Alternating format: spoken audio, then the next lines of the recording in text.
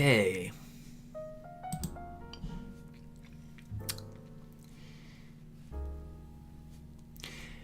Ladies and gentlemen, boys and girls of all ages, and L-Man. It's been a while, but I've come off of my hiatus just as a test for this evening, just to see how I'm able to cope. I'll keep this as brief and to the point as I can be. Some of you know that I had a bit of a touch of anxiety a month ago. I can't really go into the specifics of what I went through, but my co-hosts know that I was not in a good place a month ago. With a lot of help, a lot of support from good loving friends and a lot of good loving colleagues at work. I won't name names, but to each and every one of you that has been there to support me, thank you so much. You don't really know how it feels when you're in a low point and you don't really feel yourself. So to have the support and, be given advice and the motivation to actually start taking control again is a wonderful thing. And thank you to everyone, including those in this live stream. Thank you to all of you for having my back. I mean that sincerely. Dan Williams is in the chat. Not really any surprise he would be the first one there. He goes, "Yo, I missed you, MJ." Missed you too, Dan. Per the advice and the suggestion from the X24 Ryder, if you're listening, thank you for your your emotional support as well.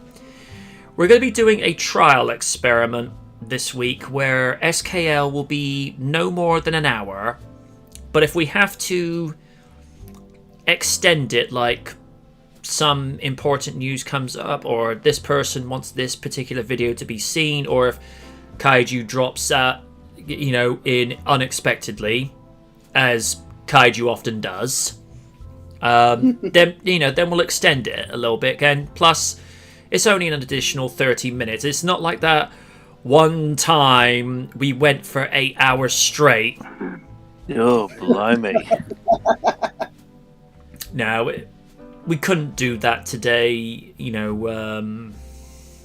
We just couldn't. So, let's get to a topic.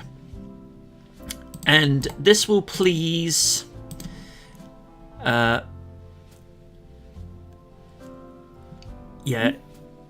for whatever reason it's talking about the Yeti in here. Don't worry about it, it's just being weird. First topic of the evening, and this concerns Godzilla and Kong fans. Kong vs. Godzilla tops the global box office with a $122 million opening. Godzilla vs. Kong may have not made its... excuse me, is my voice getting a bit weird there? May have not made its debut in the United States as of yet, but plenty of markets have welcomed the kaiju flick back already. Now all of the box office reports are in, it turns out the Warner Bros. Picture flick is earning some serious cash. It is the #1 film in the world, and Godzilla vs. Kong overcome every prediction when it comes to gross. Thanks to The Hollywood Reporter, fans have a concise idea of how much cash Godzilla vs. Kong made during its opening. The movie has the best opening of any since the pandemic began, and it has made $121.8 million overseas to date. The big update has shows what kind of power Godzilla vs. Kong has in terms of emptying wallets, and it has crushed the pandemic's previous record. After all, Tenet held the record previously with a $53 million overseas haul. Now Godzilla vs. Kong is the one who has overtaken the list. It turns out much of the success behind this premiere falls to China. The country boasts a massive movie market that has struggled to bolster Hollywood films in the last year, but thanks to Godzilla vs. Kong, that reputation is turning around. The kaiju flick has made a massive $70.3 million in China upon its opening, with strongholds in Mexico, Russia, Australia, and more.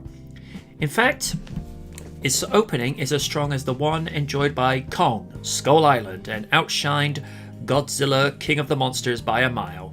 Now, Hollywood must wait and see how Godzilla vs. Kong will perform in the United States, so fingers are crossed for a strong debut. Well, from the sounds of things, it's doing extraordinarily well with the domestic market.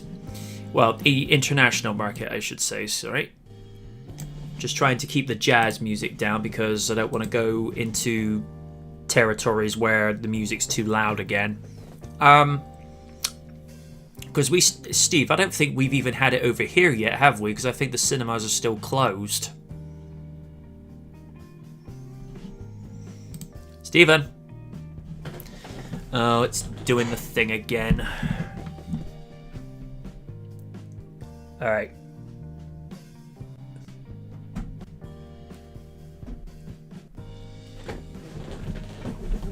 It looks like it's doing the thing again where... Yeah, I think I see what's happening. It's... Ew.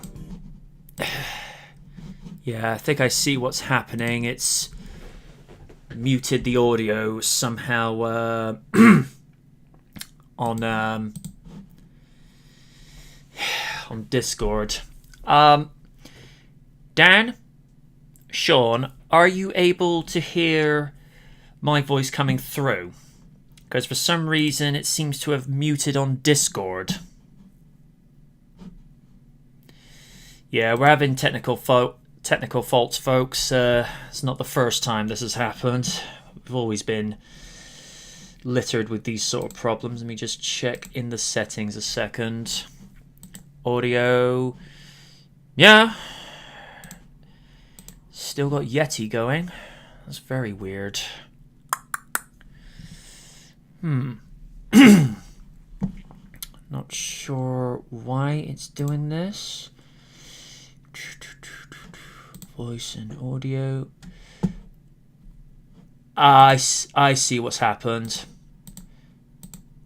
Okay.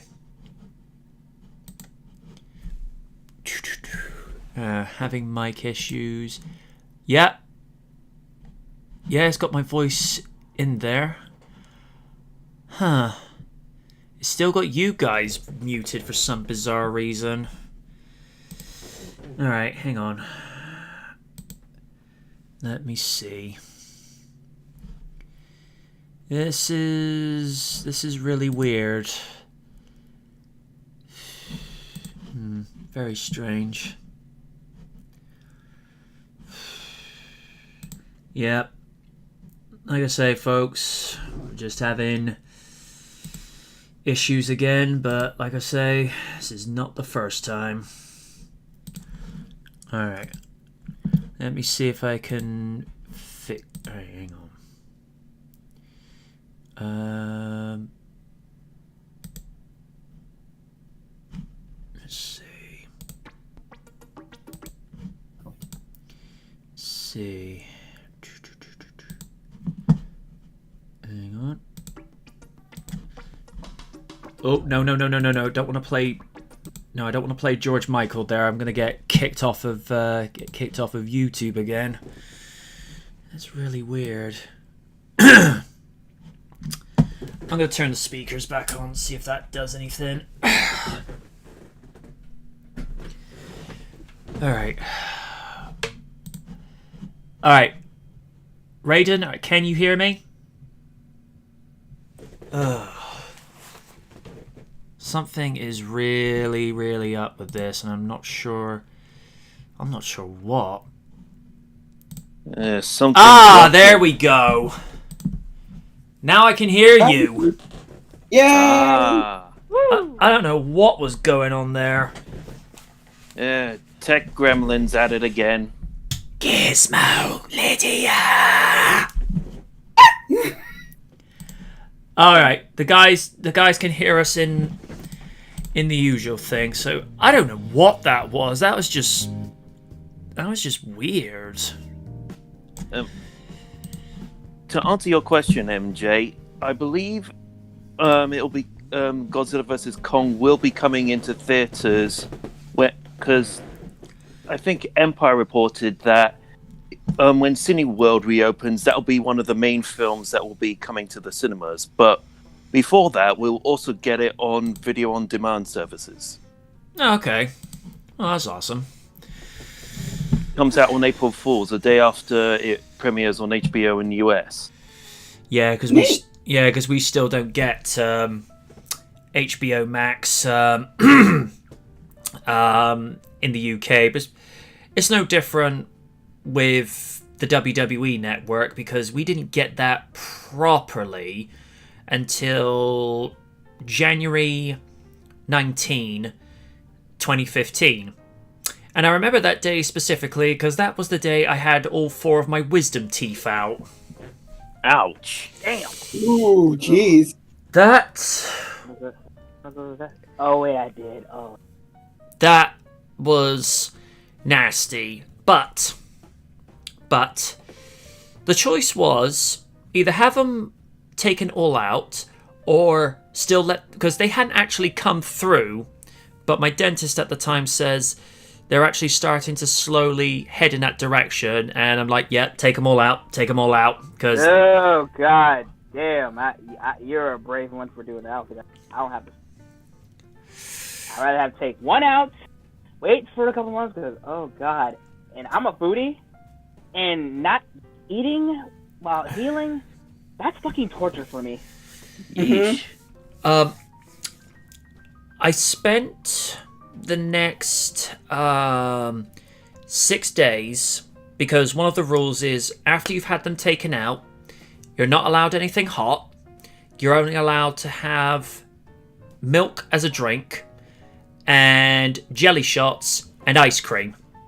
That is all you're allowed to have, and this one killed me. I went to go get my usual cinnamon latte from Costa that following Wednesday, but I purposely let it get cold for 2 hours before I could even drink it. Aww. That sucked! But, like I say, I couldn't have it hot because I think the rule is you've got to wait 48 to 72 hours before you can actually have hot drinks again. And my first solid food was the following Friday, and all it was garlic bread from Domino's. And by that point, my right cheek had swollen up to the size of a basketball. Ouch.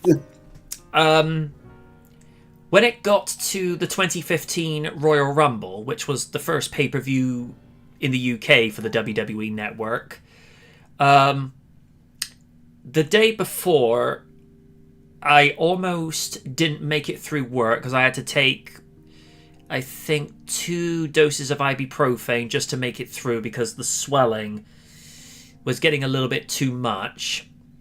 But for whatever reason, I had that Sunday off from work, so yay.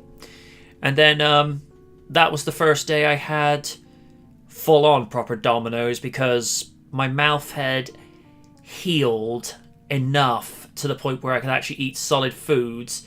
And that was the first day I was drinking sodas again, and that was when we did our 4th annual Royal Rumble reactions video, which, of course, that was the year Roman won. And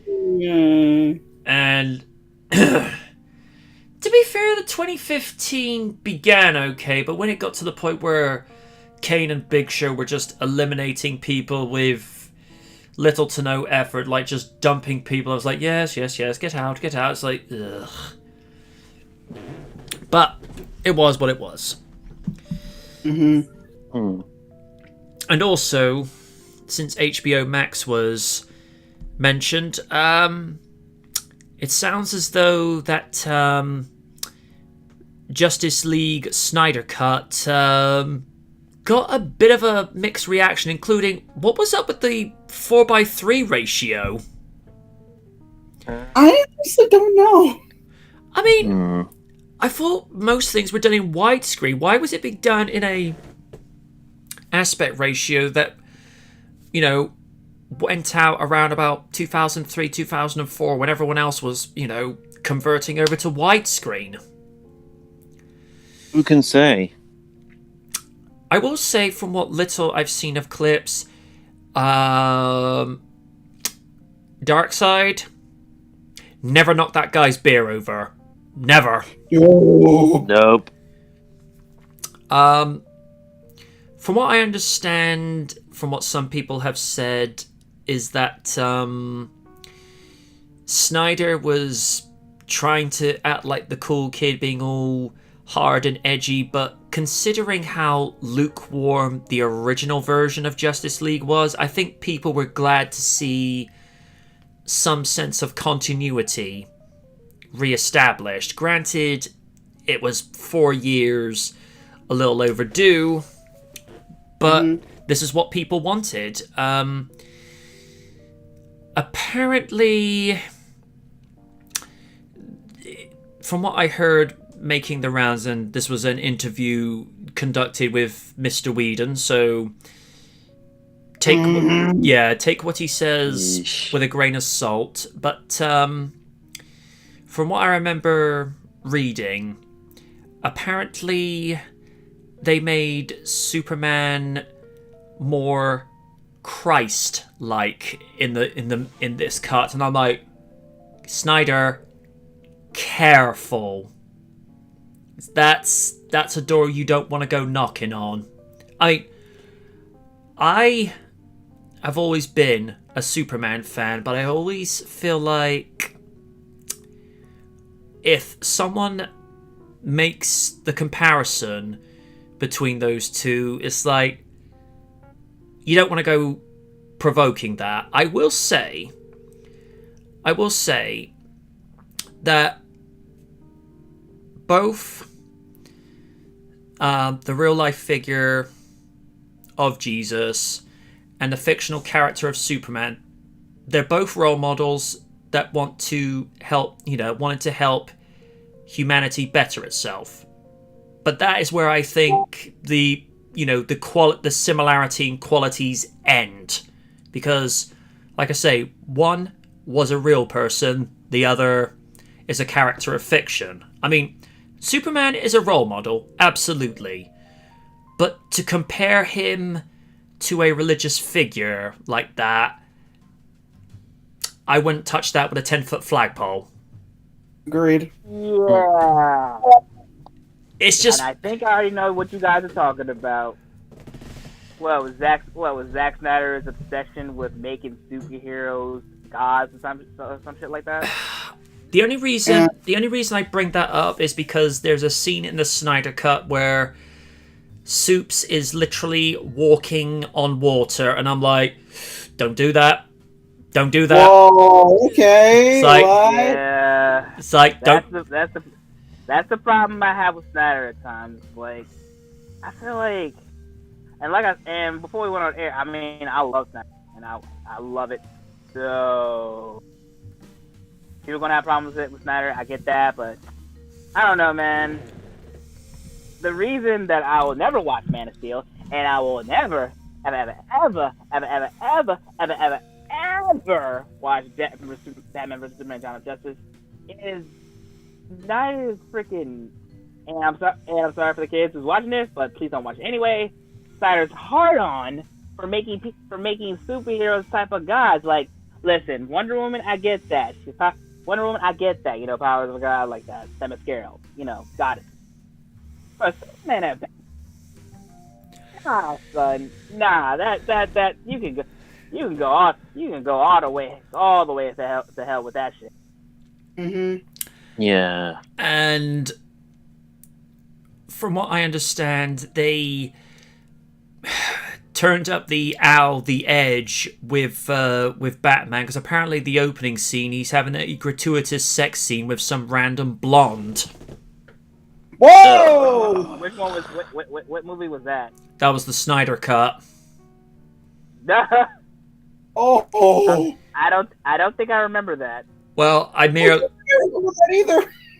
merely regale you from, what I've been reading from reviews and, of course, the Whedon interview. What he to be fair to Whedon, and this is where I'm just going to be going with the objectivity. Although he calls Snyder's cut trash, he also called his version trash because of what he was left to work with. I'm like, all right, you're not choosing sides, you're actually being critical of both sides. All right, I'll give you that, and only that. I mean, to be fair, the only reason that he said that is because he's already in hot water for other shit. So it's like, yeah, I can't defend my own shit because people will look at it a different way, especially considering what he cut from Snyder's version, i.e., Cyborg, all the stuff with Flash and Iris West. No. Yeah, I'm just happy with the Snyder. I'm just happy with the Snyder cut. We finally get backstories of Cyborg and Flash. Well, not really Flash, but we already know what Barry Allen does, why Barry Allen does what he does. Save his dad from mom's apparent murder. But I knew for a fact I made the right decision not watching the original cut because I knew some shit was bad. To be fair with Justice League, with the Whedon cut, I wouldn't call it necessarily awful. I think the vision was there, it was just undercooked. It felt like a partially generic superhero team-up movie. I mean, some people said,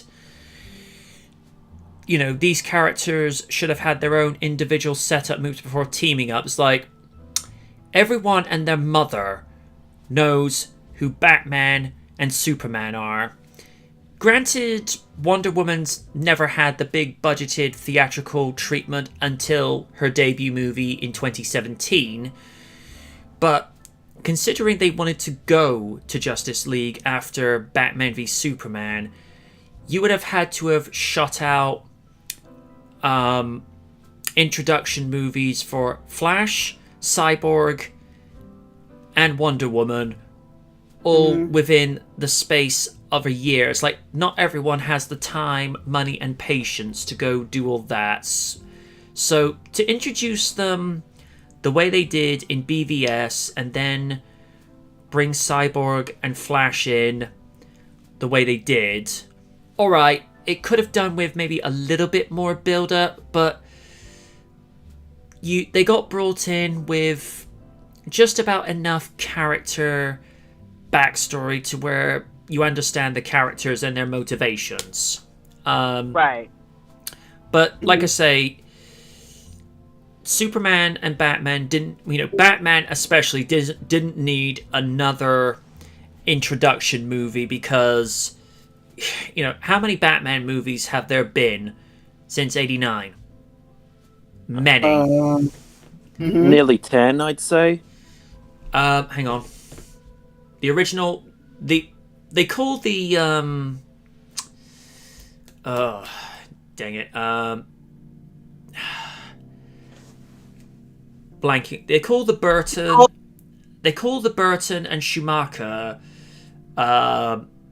movie series as the Batman Anthology, and then you've got the Dark Knight trilogy. So there's been 7 Batman movies. Batman doesn't need further explaining nor introducing. If you don't know who Batman is at this point and you're in your 20s or 30s, what rock have you been living under there all that time, and does it have good cable and internet? I'll have you know it was the same rock that Vince McMahon lives under, in which case he probably hasn't got HBO. But it does explain the new Apollo Crews angle, considering the fact they're trying to turn him into a Nigerian prince or whatever. Again, what now? I'm talking about like how Vince McMahon lives under a rock, and it's like, oh, that would explain the Apollo Crews angle. Right. Oh my god! Right. I'm not joking. They give him the accent and everything. I'm like, the fuck is going on here? I wish it come to this. Although I heard a bit of news Hang on. involving. Listen. Sorry. Let Raider get this out. I get it. It's part of his heritage. But do I look like I gotta hear that every single time he talks? Oh, once or twice. It just reminds me of Booker T speaking in that African accent in TNA. I don't want that shit again. Wait. Who are the what now? Okay. I only knows this, but you don't. Mm-hmm. Okay. When Booker T turned heel TNA, like in mid 08, I don't know what happened, but but half of the time he be speaking in the damn African accent, and I'm like, and when I heard that from Apollo, I'm like, no, God, no. Oh my God, no. Yeah, wait, Vince, did you just see Black Panther? Because no. It wouldn't surprise me at this point. Oh my God. Like I said, I get it. It's his heritage. But I don't need to hear that shit every time. I mean, I don't watch WWE regularly, but sometimes I hear highlights. But when I hear that accent, I'm like, no, what are you doing? Well, You're still gonna do it, but what the fuck? Would have been worse. It could have been Hakeem the African Dream. oh. Okay, wait. Listen. To be fair. Some people, but I thought that shit was funny. I'm sorry. Okay. I know. But like I said, I get it, accent, I get it, heritage, but I don't want to hear that shit. And besides, I work in a warehouse. I work in a warehouse, and half of the people I work with speaks with accent. I mean, they're already Nigerian, so hearing that brought back flashbacks. I was like, oh God, I gotta hear it work now. I gotta hear this shit in wrestling too. Okay, Steve, you go ahead. I had to get that out the way. Yeah. Well, apparently, because Warner Brothers has no current plans to continue the Snyderverse, immediately there's been people that have been movie bombing Godzilla vs. Kong just because they're butthurt that the Snyderverse is not likely to continue. I just heard about that shit. Oh, hell no. Dumbasses ain't got no shame. Listen. I want this franchise to continue. Okay? Godzilla was okay. King of the Monsters, fight scenes were good. Fuck the mother, by the way. But yeah, like I said, I hope it does well. But come on, yo, I like the Cyber-Verse too. But don't be stupid. Oh wait, I forgot it's the fucking internet. It is what it is. Yeah, don't be stupid. Allow me to say this to all these people who are trying to make a big stand against Warner Brothers. If you want to make a statement, do not immediately batter a movie with a bunch of fans who have done nothing to you. Mm-hmm. I mean, look what happened with Birds of Prey against Sonic the Hedgehog. Don't remind me. Or my advice would be, would you kindly go back to your safe spaces, plug your fingers in your ears, go la la la, and shut up. Thank you. Ladies and gentlemen, that's the only time you see Steven going rage crazy. Well, not rage crazy, but annoying. Hey, we've been waiting for Godzilla vs. Kong just as long as people have been waiting for the Snyder Cut, and Yeah. Agreed. Yes. Yep.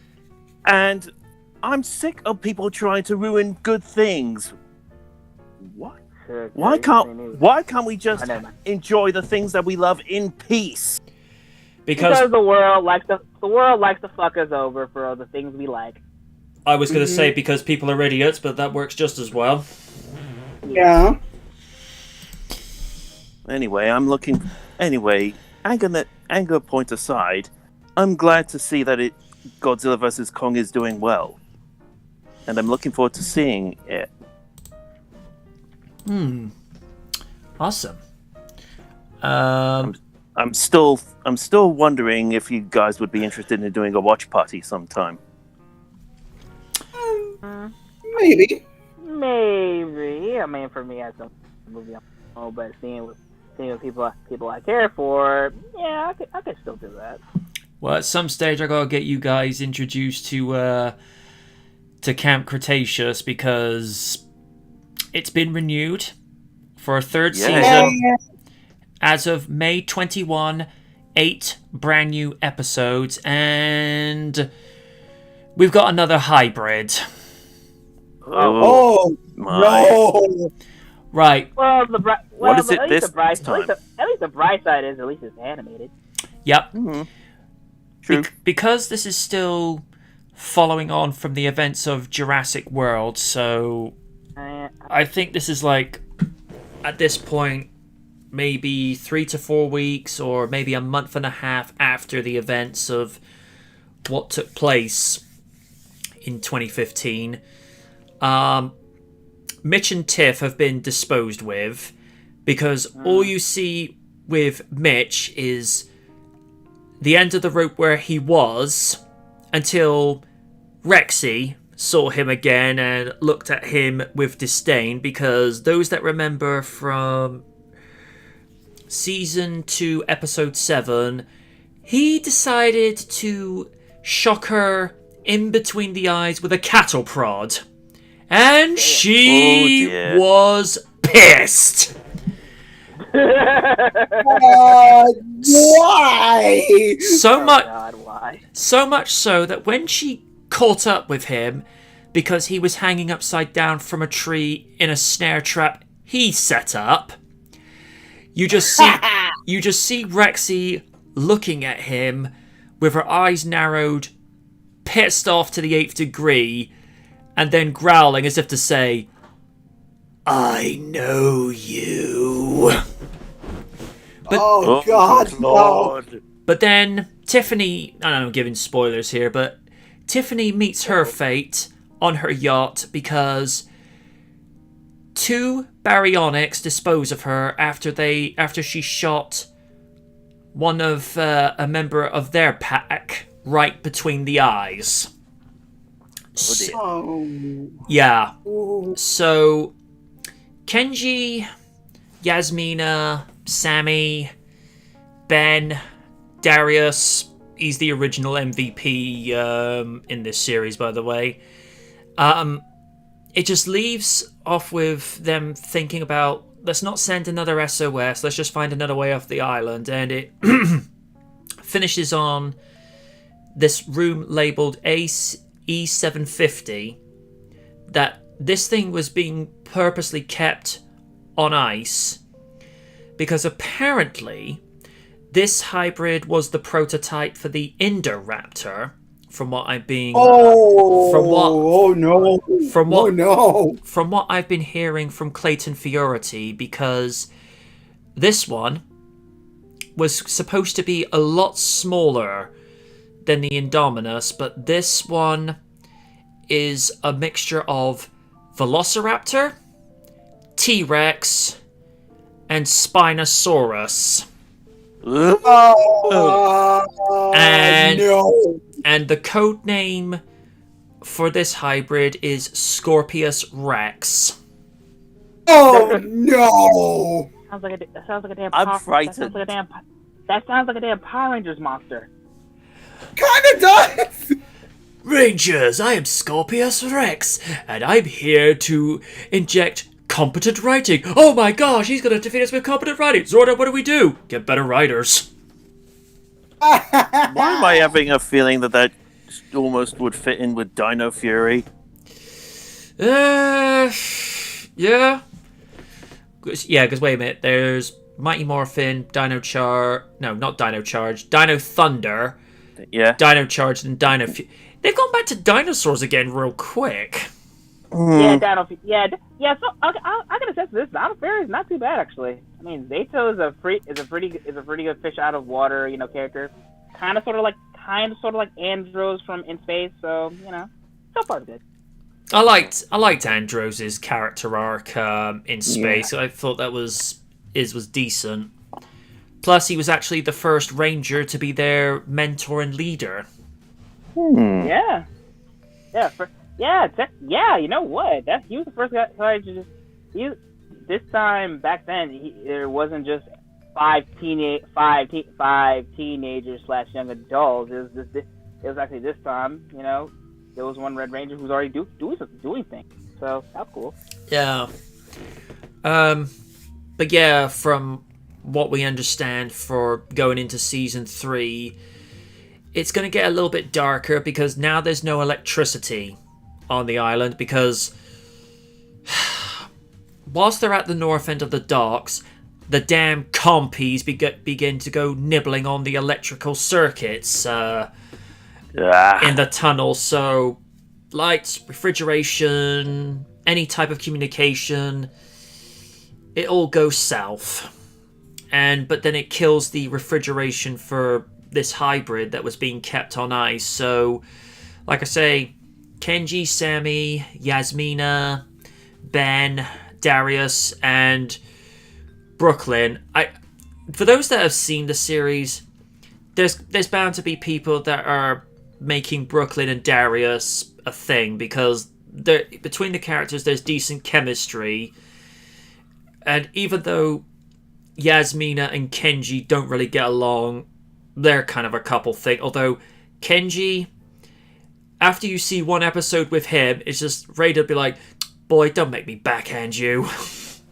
I've heard how annoying he is. I've also heard how cool Darius is, thanks to the YouTuber Man of 1,000 Thoughts. Darius he's a big kid at heart, but he is so intelligent and so resourceful, and always that one to get things back on track, because after their camp gets destroyed, he's the one to say, okay, things aren't going our way, but this is what we're going to do, and we're going to go and, seek refuge, what have you. Yasmina really comes into her own because she kind of comes out of her shell. Also, those that see the landing she makes after the mosasaur cuts through the wire, she lands left foot first after dropping, say, 25 to 30 feet from the air. But she keeps walking and jogging very unconvincingly on it, but she's a badass. Ben, he becomes a certified badass through the latter part of season 2 because he disappears at the end of season 1 thinking that he's gone for dead, and he comes back and he's basically Rambo with a fully grown ankylosaur that he names Bumpy. But it's actually kind of a cute thing. It's kind of like, I'm trying to think of a comparison. It's kind of like the guy and his dragon from How to Train Your Dragon. It's that sort of kingship. Hiccup. Oh, you mean Hiccup and Toothless? Yeah. It's that sort of kingship because Bumpy sees Ben as her mother because he was the first thing that she saw when she hatched out. But then again, it's always the thing. Whenever a person or an animal is born, the first person or parental figure they think they're seeing, that's who they imprint on. Kind of like how Navi with Win. Oh. But yeah, first season I was completely sold on Camp Cretaceous. Second season, even better because it brought Rexy in. I knew things were going to get interesting when they go off to Main Street. And then the camera just, is just focusing on this foliage, then hearing this loud, bang of footsteps. Then you see Rexy's claw focus on. I'm like, okay, I see how this is gonna go. But they really make her a nightmarish creature. Because again, it's when you see her, you can hear her coming from the distance where Mitch is hanging from the tree. And then you see her through the foliage where she's out of focus, then comes into focus, and the score. Let's just put it this way. It's that sort of fear and terror. What if you could take that sort of scoring, presence and atmosphere of, say, a werewolf and Freddy Krueger, but place that chilling and terrifying presence onto the T-Rex? That type of fear factor. Because even though the series is rated PG, it's got that same level of intensity as the first Jurassic Park, to where you really feel like cacking yourself. Steve knows what I mean by that. Although for Raiden and Lids, it's a politer way of saying shitting yourself. Okay. Got it. Blue does feature, but she only seems to have like very quick, walk-on parts. She's there for maybe 15 seconds in certain episodes, and then she's gone. But second season is really where it picks up its stride, and the characters grow. Like I say, my three favorites: Brooklyn, Darius, and Yasmina. Yasmina, she's a badass, but she does have a soft side to her. Whereas Brooklyn, absolutely adorable. Darius, he's the MVP. Easily. Kenji, he's not so annoying through season 2. But alright. He uses a lot of bro talk. Yeah. Oh no. Yeah, he's that type of guy. Yeah. Yeah. And also, he thinks because he's wealthy, he's suddenly more important than everybody, but he mellows out as the series wears on. But like I say, even during halfway through season 2, where even when he's trying to be mellow, it's like, dude, don't make me backhand you. It's like, you're testing my nerves. But yeah, I really hope that this series does come out on DVD at the very least, because not everyone wants Netflix. I only keep Netflix because of the fact that, I realized Camp Cretaceous was on Netflix. And also, whilst I was going through first and second week of my anxiety, I needed something to focus on just to relax. That, and I binged watched the entire series of Friends, 10 seasons in the space of 2 to 3 weeks. Good lord. And I'm starting to see Rachel's point of view, where Ross keeps going, "We were on a break." I'm like, oh, dude, shut the fuck up. Chandler at that point is like, seriously, if you say that again, I'm gonna break up with you. Oh my god. It has to be said, though, why did Ross and Rachel keep getting back together? They were such an unstable couple. It's like, No, they weren't. It's like Penny. Even though it wasn't well liked, I don't know. I kind of like Rachel and Joey. I don't know what it is. Yeah. Listen, look, Joey, I get it. He's a player, horn dog, but when push comes to shove, I feel like he does know how to treat a woman well. And yeah, I think with him and Rachel, I thought, you know what? I love it. I love that dynamic. Like, that's why I'm always a Joey stan. And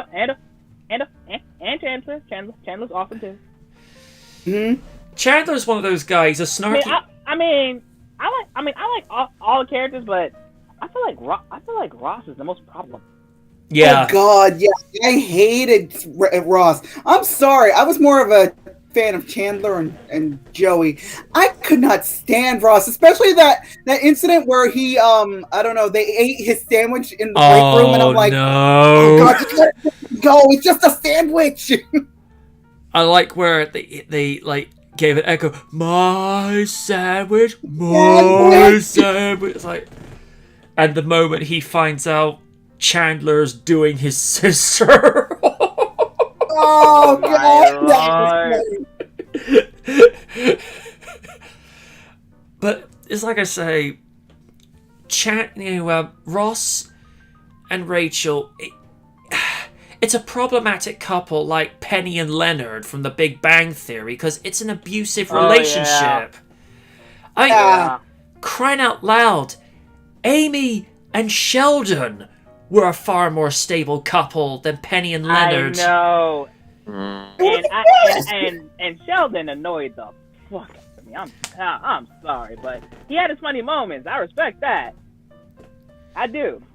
But yeah, you're absolutely right. Amy and Sheldon are a much better couple than Penny and Leonard. I like Leonard. Penny I do like a little bit, but I don't know what it is. And I think he said it a couple SKLs ago. Penny got brattier in the later seasons. I mean, don't get me. I mean, in the first few seasons, Penny is actually quite sweet and adorable, but you know, she goes and chews out one of the new neighbors for taking advantage of Leonard and the guys. Girl, you were doing that from day one. And also, and then they cat fight for some reason. Also, the episode I did not like was when Leonard, Wallowitz, Raj, and Sheldon got some cool nerd thing. I think it fucked up Penny's thing, and Penny just went to town on Leonard, like, you and your nerd shit, and he almost got him to quit. Like, are you really, bitch? Really? I don't care if you apologize. I'm breaking you up on the spot. Fuck out of here. Sorry. That was. Oh no, it's fine. I hate it. I mean, one of the very few female interests that I thought was good for Ross is the one where they go to, I think it was one of Phoebe's relatives' beach houses. I think Phoebe. I love Phoebe. Very little bit psychotic, but things are always interesting with her. Oh God, I'm sorry to go off topic, but I'm just reminded that Pat Man is like, no, you son of a. And then the opera music and shit. Okay, go ahead. Oh, go ahead. Sorry, I had to go add to my I think it was the one that was a little bit of a fitness enthusiast, because she was going into the water by the beach when it was like 8 or 9 in the evening, and then Rachel convinced her to cut her hair. Yeah, and I'm like, that was a dick move. That was petty. Here's the thing. I could never understand why it's like, Rachel, I get it that, you know, you and Ross were maximum no more. You know, you two were not really in a good place, but you shouldn't try to sabotage one of Ross's relationships, because he actually seemed to be, I think her name was Amber. I think so. He was doing really well with her, but and he chose Rachel over her, and you know, forced him to read like 18 pages throughout the night. It says, "I'm glad you agreed to that. You know, that it was all your fault." And I'm like, okay. Wait! Don't worry, I got the perfect gift for that. Wait. Oh no! Uh-oh. What you doing? Oh no! Let's see if I can find. Oh. Here it is. Oh. Oh no!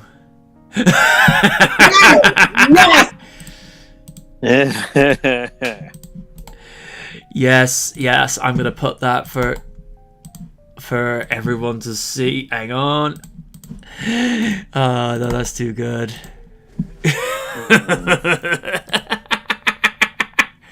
Nice find.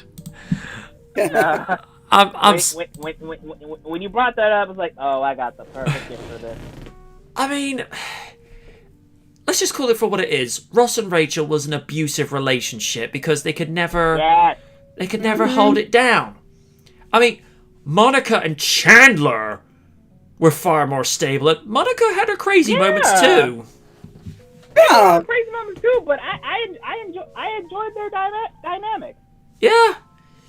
Although Phoebe kind of jokes at some stage that, like, because what was it?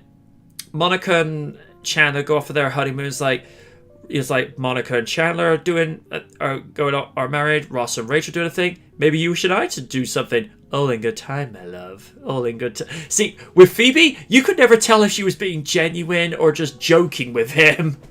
I know. I know, it's scary.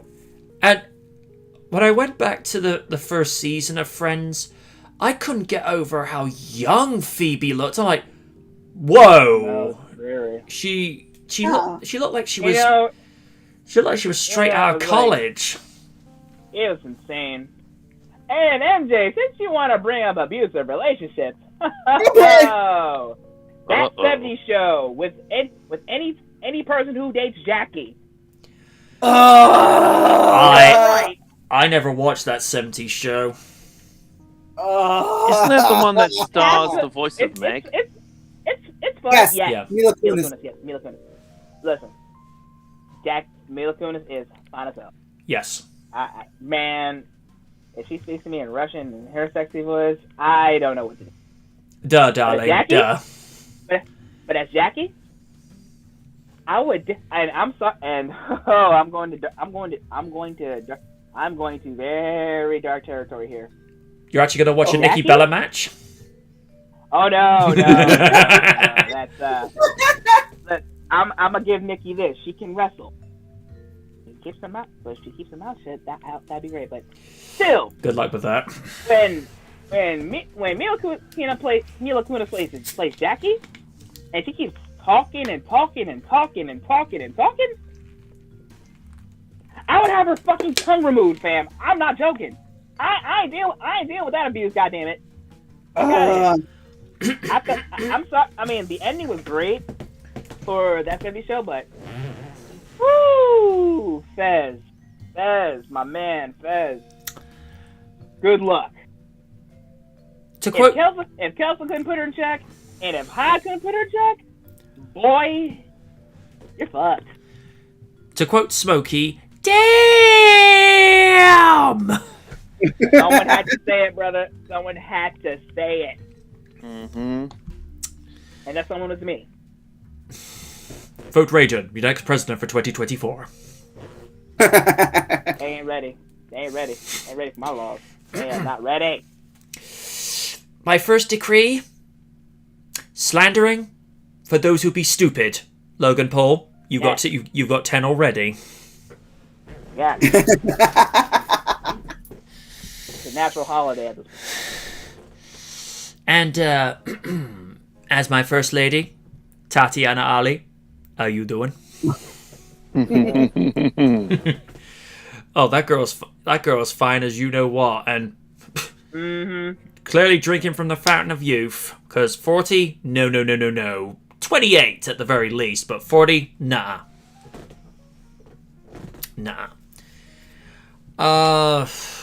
We went way off topic, as ever, but you know what? Considering the month that most of us have been through, courtesy, well, I don't know, to say courtesy of, because of me would be a little bit unfair, but due to circumstances. Yeah. This has been a nice outlet for this evening because a lot of things have been going on IRL, and it's nice just to be able to come back to something familiar that, just for an hour and a little bit, it just gets me to shut my brain off in a good way. There's some stuff I can't go into IRL because I've been with certain party members. I've been asked not to, and that's fine. But let's just say an era has ended, IRL, and a new one's beginning. That's all I'm able to elaborate on. Yeah, that's all I can really say with regards to that. To give some update with regards to real features, because I am a little bit behind.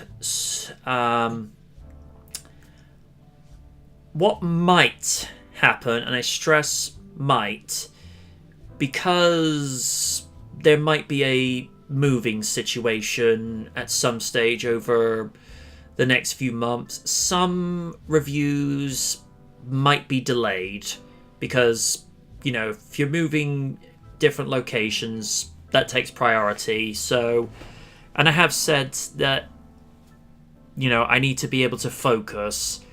And even though a lot of people have said I've made decent progress over the last month, because people listen for things like the tone in my voice or the fact I'm a little bit more relaxed.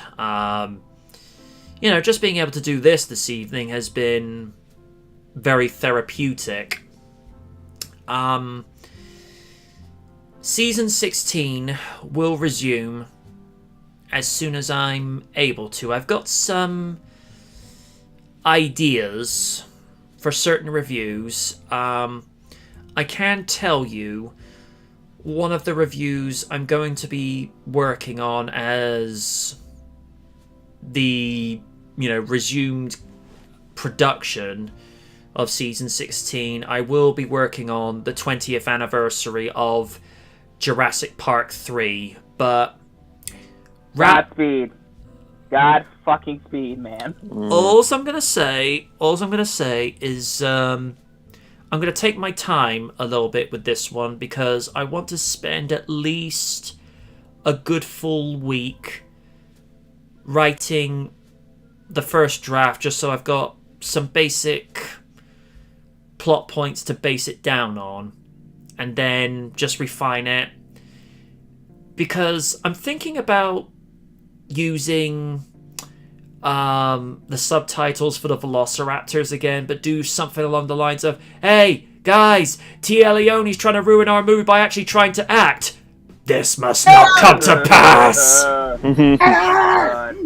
I couldn't stand her in Bad Boys, and I couldn't stand her in that damn movie. And then probably end on, "She must not act. Understand this? I'm the real star. Bitch, you get your ass back up there. I'm the star of this movie." If anything, Alan is the star.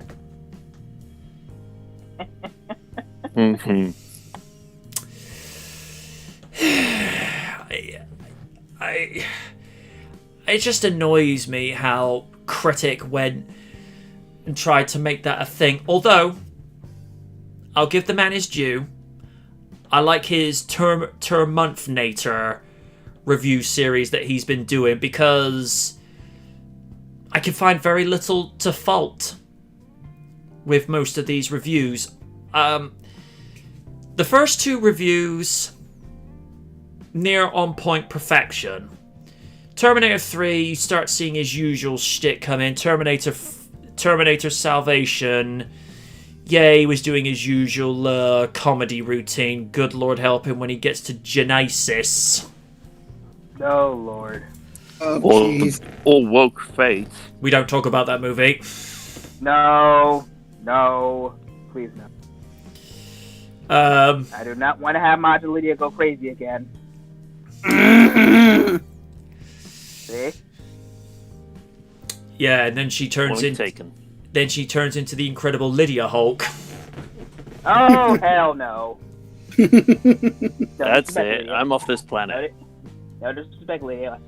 Love you like a friend, but I don't want.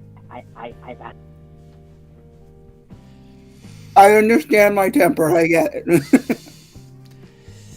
Like Lydia Hulk, not like puny idiots in movies that should not exist. Well, that's probably about 3/4 of the cast of any Michael Bay movie. But no, like I say, I'll be taking... I can't really go into detail too much about that, Dan. I'll tell you offline, okay? I'm taking, like I say, a fresh crack at Jurassic Park 3 because I've done the first movie and The Lost World with a more, what some people are dubbing high production value, and doing the same thing with Jurassic World. I thought, it's the 20th anniversary this year for Jurassic Park 3. With any movie series, you have to acknowledge the bad as well as the good. Because there are some ideas that I liked that they were doing with Jurassic Park 3, in that there was illegal cloning going on. There was, then they weren't telling the public about it. And the evolution of the velociraptors, but it never really went anywhere.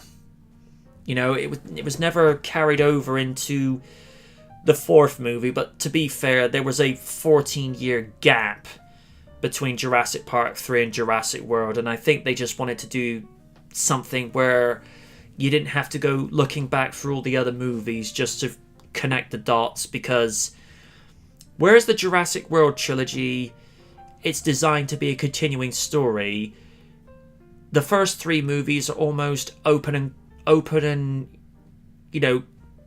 closed stories that, yes, they are sequels, but they're not necessarily continuing the story, because it's picking up with a different direction each time. So, and it's like I've said, if it hadn't been for Sam Neill, that movie would have been 5 times as worse. He actually gave it some credibility.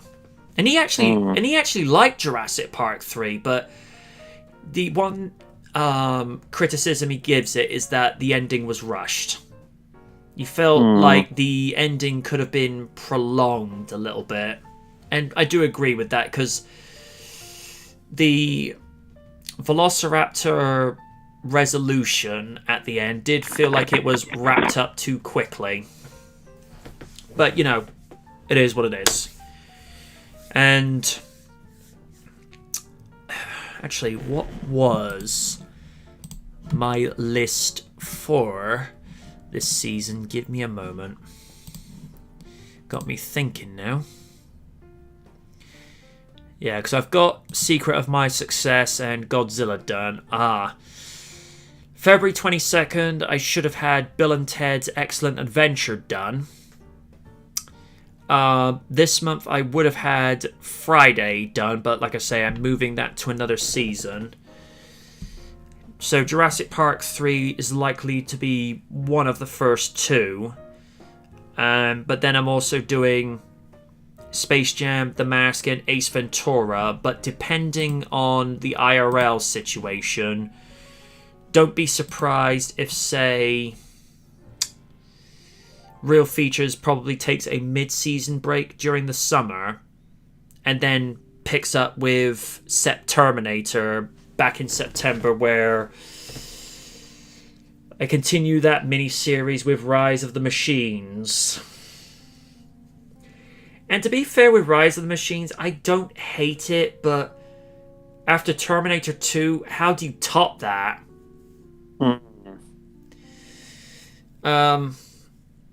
And then I'll be finishing up... hang on. Because then October is Hulktober, so I'll be finishing that review series with Trial of the Incredible Hulk, and then The Death of the Incredible Hulk, and then Turtlevember will conclude with The Beatles. Oh, dear. Yeah. But, you knew it was coming. knew it was coming. Oh yeah. Whether I'll do another Superman review for around December, I don't know. The only reason I put Superman there last year is because I needed a huge finish before wrapping up before Christmas, and I was having all the ideas with clips seen all over YouTube, and I just felt like that was kind of fate tugging at me saying, come on, do a retrospective for Superman because that's part of your childhood. And I'm like, okay, fine by me, because I think originally I was going to go for something else. Can't remember offhand, but, being a fan of the Christopher Reeve series, I thought, why not have a crack at it? Because you've done Man of Steel. You've done, reviews like Batman, Superman, Public Enemies. Very, very underrated animated movie. Considering that they actually brought back Tim Daly and Kevin Conroy for that. I don't know. We'll just see how the rest of this season pans out. But at the moment, I just want to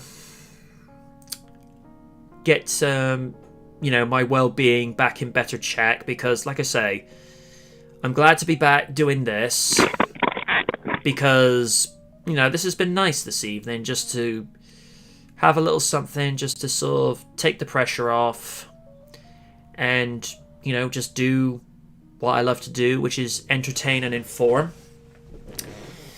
And like I say, hopefully at some point I'll get back to doing what I also love doing, which is putting my movie reviews together. As to whether I'll be able to do the 30th anniversary retrospective for Sonic this year, I don't know, because I still haven't gotten a rough draft for that script put up, so it might be one of those things where it kind of begins in the summer and then finishes up, say, around Christmas time. Because at the moment, my mental health comes first. Always. I know a bunch of people have been real patient to see me come back because, you know who your fans and your friends are when you're missed. But like I say, I was in a weird place, but I'm slowly coming back to where I once was before, and it's just a simple case of just keep doing what I'm doing and just try to focus on the positive. And I did something that I should have done a long time ago. Instead of having like one of those evenings where you're trying to get ideas put together, if you can't think, turn Netflix on, just binge watch, and just let your mind switch off for a little bit. Actually got back to just enjoying entertainment for a little bit. And people still to this day are still asking, when am I doing a retrospective for the original Thunderbirds? I feel like I need to answer this as honestly, but as objectively as I can. I have to have the right concept, approach, and the want and desire to be able to do that, because as Steve will tell you as well, the original series is beloved, cherished, respected, and adored by those who watched it first time, to the 90s repeat audience, and to those that are just discovering it today. I have to have the right presentation to do that justice, and at the moment I don't have the right way to do that just yet, because it's like with when I did Blue Reflections, Fast Memories, or to when I come up with concept ideas for retrospectives for movie anniversaries. I have to have, first of all, I have to have an image in my head and then build from that, because I will see something to where it makes me think. You know, I have to have something that I can draw inspiration from and then work with that. It's like when... I'm trying to think. It's like when I got the idea to do the retrospective for Jurassic Park. I thought, how do I approach this? Not just from how to write for it, but also have the visuals. You know, how do you make this look authentic?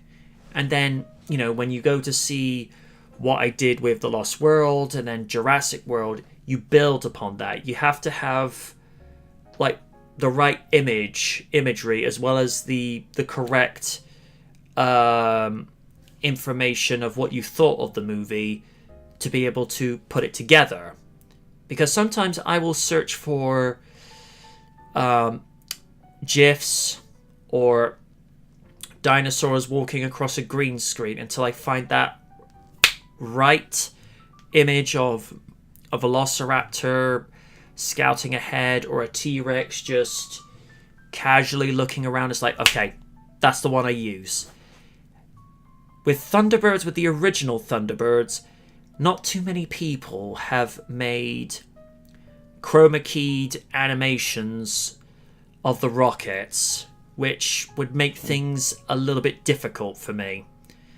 Because it's one of the reasons I never used, too many. In fact, no, I didn't actually use any video footage from Thunderbirds Are Go when reviewing the series. I used a little snippet for the 16th anniversary of the 2004 movie, but that was just like maybe 10 seconds long, just to sort of show people, what was happening. And that's just about it, because I have this sentiment of you don't really go using footage of a show from your own country. I don't know, maybe it's just a hang up for me, but it's just something I do. It's just something I do. I don't use any footage for Knight Rider now, because even if it's like, say, 10 seconds, Universal block your video worldwide. They are highly protective of Knight Rider, even though they're not actually using it properly, which they ought to, considering next year's the 40th anniversary. Wow. Maybe I'll do something special for that, because I would have put up the videos for the 30th anniversary retrospective, which I just titled Knight Rider 30, because I couldn't come up with a witty title. Because I thought about turbo boosting through history, but I thought, it's too long, so I just thought, Knight Rider 30. Whether I'll do something for the 40th, I don't know. Because like I say, Universal are very touchy. Why they don't get reviews for Back to the Future and Jurassic Park blocked worldwide, I don't know. Excuse me. I don't know. I don't have an answer for that. But we'll wait and see. Because for the 30th anniversary for Sonic, which I'm tentatively titling Retro Attitude, because I always like a play on words, so, things like blue reflections, fast memories, retro attitude. I'll probably do something similar to the previous two, but the difference is I'm going to be working with a completely fresh script, which just means going back and revisiting everything. But I'll probably do something similar to what I do with the movie reviews, and that is just keep it informative, but keep it concise and short, because I tend to find if it's stuff that I try to get a lot of information on, I don't really do a good job of condensing it. So it's going to be trying to find that balance of being on point but keep it short. Because I've seen some people where they make like a 6-part series for Sonic 360 and each video is like 20 minutes long. It's like, you know, I have to ask. Do not watch Clement's review. I was about to mention him. Oh boy. Here's the thing. I think it was like a 3-part review of that game. Here's the thing. I can understand if you did like a 6-part series of. It was a 6-part review. Oh my god. I could understand if it was that many parts to say cover the Dreamcast up to Sonic Generations. I'd say okay, that's fair. But for one game, come on. I mean, at least with some calling me Johnny, he made it a long video, but a 6-part review. I mean, I did like it. I think it was Johnny versus Mega Man 2. Like they did references. Says the guy who reviewed Sonic 06 for 50 minutes. You did like a 6-part review of it. Yeah, and this has to be said. There are still people to this day bitching and complaining about Sonic 360. Okay. Listen. I mean, I think I've always you said your piece on Sonic. Can I take a swing at it? Go right ahead. Alright. Listen. I'm not a big Sonic guy. I like the character. I play some of the games, Sonic Heroes. You know, sometimes it has little glitches, but you know, it is what it is. But come on, I get it. Sonic 06 was shit when it comes to the story and the glitching and all that, but let that shit go already. Like, fuck. You never know when Sonic's gonna come back. Well, good Sonic 3D game's gonna come out real soon, but like, just let it go, please. You're doing yourself a disservice. Like, you keep dwelling on the dark past way too much. That's just asking for torture. All right, I'm good. You go ahead. Dan's just been savage. Sonic 06 has become more overhated than Superman 64. No. Oh, let's not get to that game, boy. That game. I only played that game once, and only once. Some control. The first mission can go. Fuck it.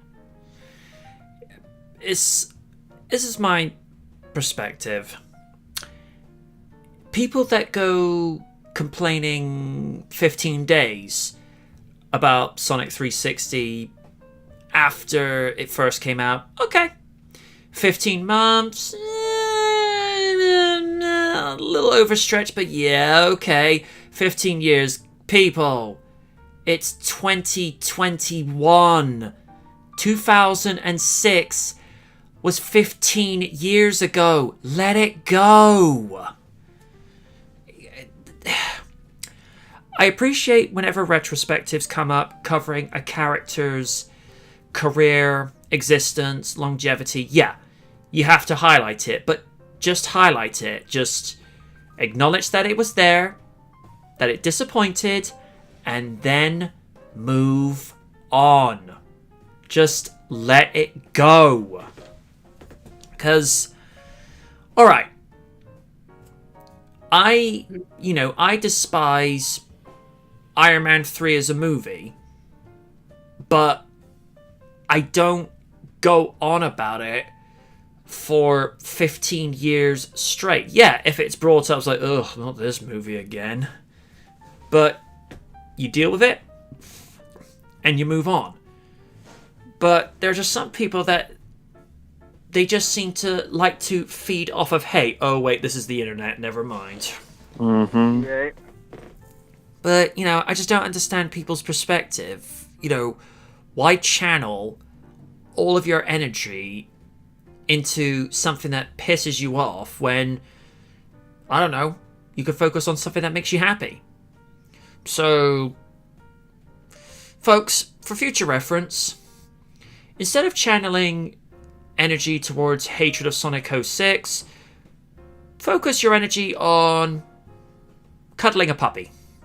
Cuddle a puppy. Or a kitten. Yeah, kitties are good too. Or, I don't know, make an adorable plush, or make an adorable plushie out of Win and cuddle that. Yay. Yeah, plushies are cool. I love plushies. Oh, this reminds me. I don't know how we got onto this little thing on RDR. I did. Oni went into Oni mode. Of course.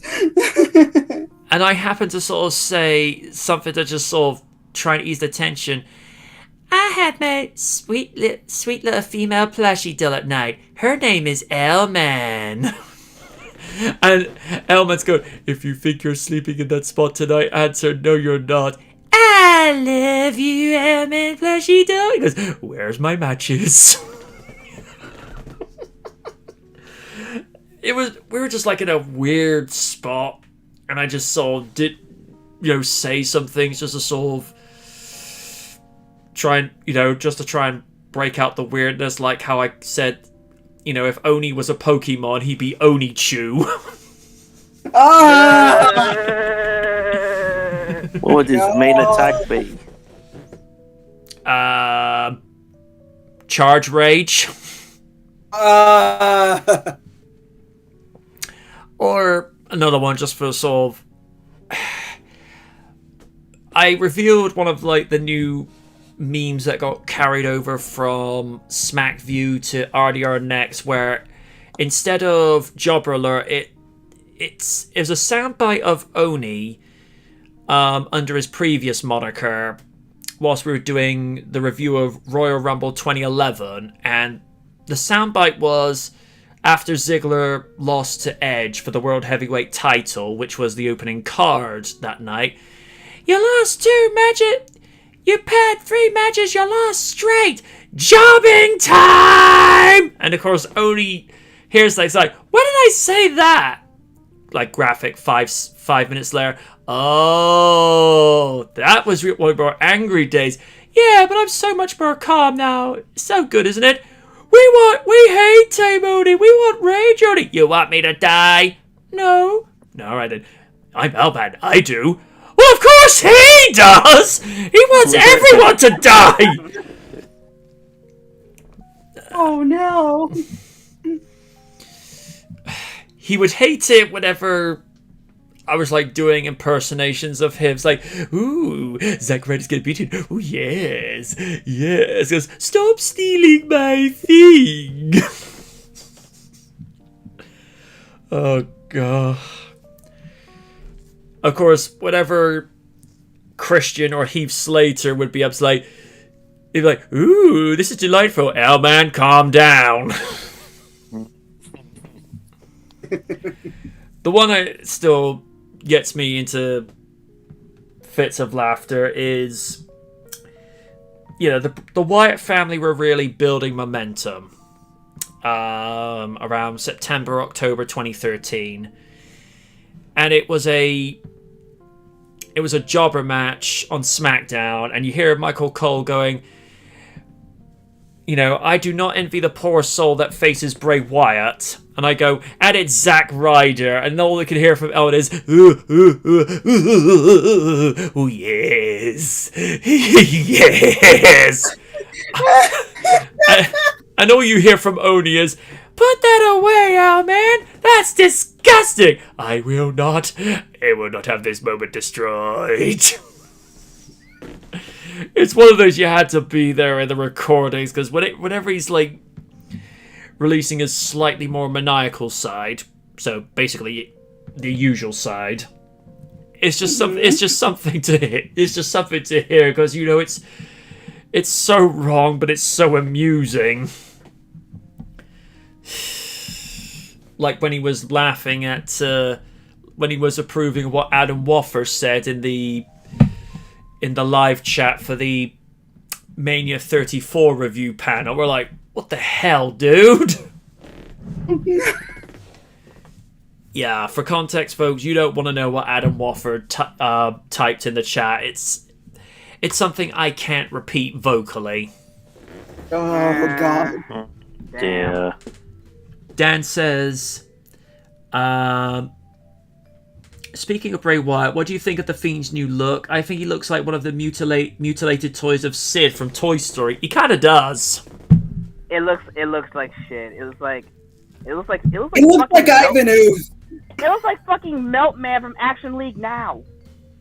Okay, yeah. Has to. Meltman. And some people say that's not even Bray. That's I think they say it's Bo Dallas. Makes sense because they are brothers in real life. Yeah, I'm like, the Fiend's cool, but call me old school, but Oh, I miss old school. I miss old Bray Wyatt. Like him and the Wyatt family was gold on the mic, and just the fact that WWE squandered it like everything just made me sad. Like, from Bray losing to Cena at WrestleMania 30, thanks. Like, yeah, too much.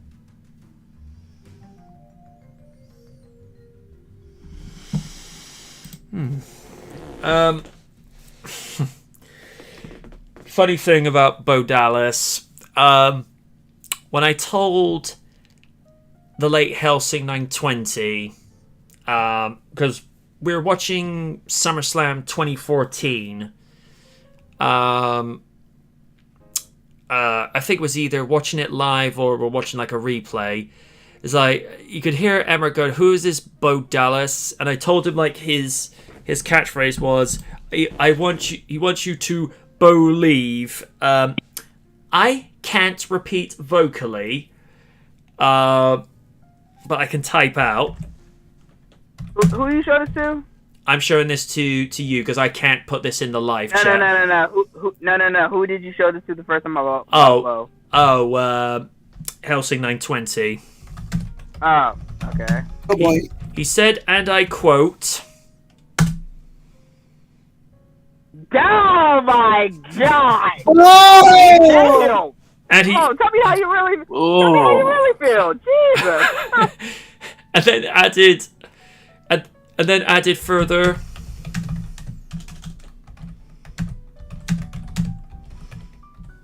Hang on.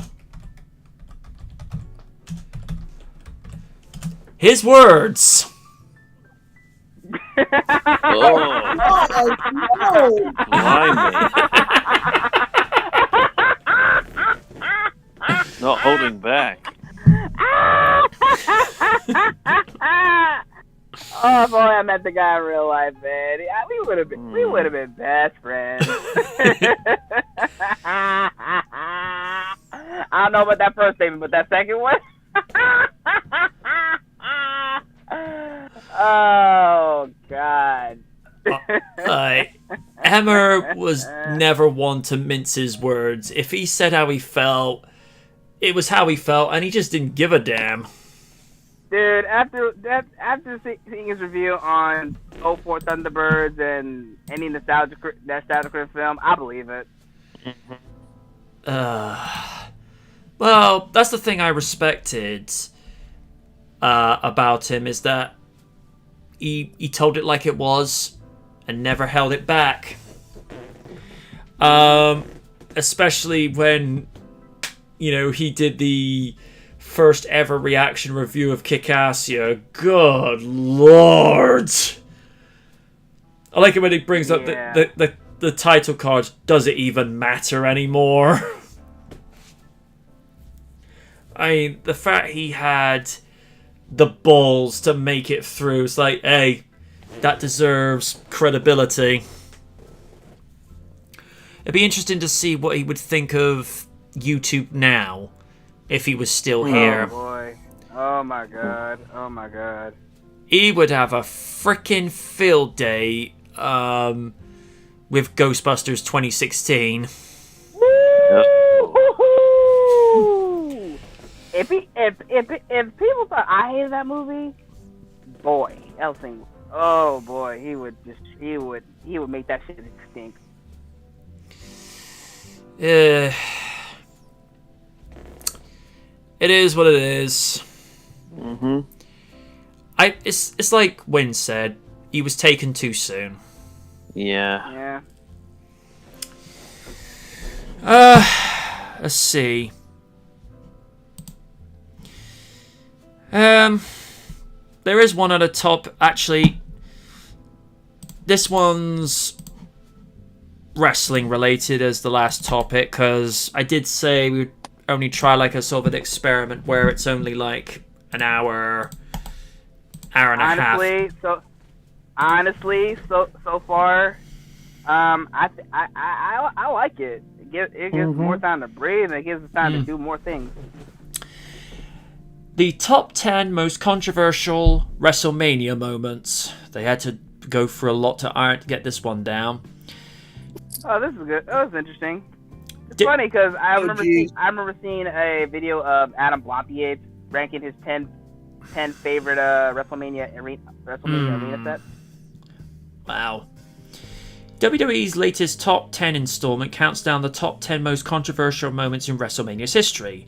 The moments range from shocking and well-remembered, often cited on other lists as the best Mania moments, while others are usually top contenders on worst moments. You can see the full video below, as well as immediate reactions to each pick on the list. Number 10. Shinsuke Nakamura's heel turn at WrestleMania 34. It was a surprise at the time and seemed like big things were in store for Nakamura. Unfortunately, his rivalry with Styles then centered around low blows, and fans quickly grew sick of it. Number 9. I got sick of how that match got played out. I'm sorry, but after watching the Wrestle Kingdom match, I'm sorry, but that inspired some. After watching the Wrestle Kingdom match, that match was so good, but to see them just to be fair, the only good thing to come out of that is all the memes that came from that. Oh yeah, Screaming Cowboy, I love that one. No, it's like, he keeps kicking me in the dick. Why? Why does he keep kicking me in the dick? Yeah, like I said, I know it's going to take a while, but... Yeah. I really don't. Just seeing Asuka lose. This right here, this was the topping on a very shit game. Anyway, continue. Two doinks appearing at WrestleMania 9. A harmless moment, though WWE loves to show that clip whenever recapping classic WrestleManias. Number 8. The Rock helps The Miz beat Cena at WrestleMania 27. It's hard to believe this moment is now 10 years old. What followed in the years afterwards is beloved, but many fans still can't stand how this main event ended. Half and half. WrestleMania 27. I'm sorry. You mind if I put my inputs on this? On these sure. That, I know. Sure. Hey, okay.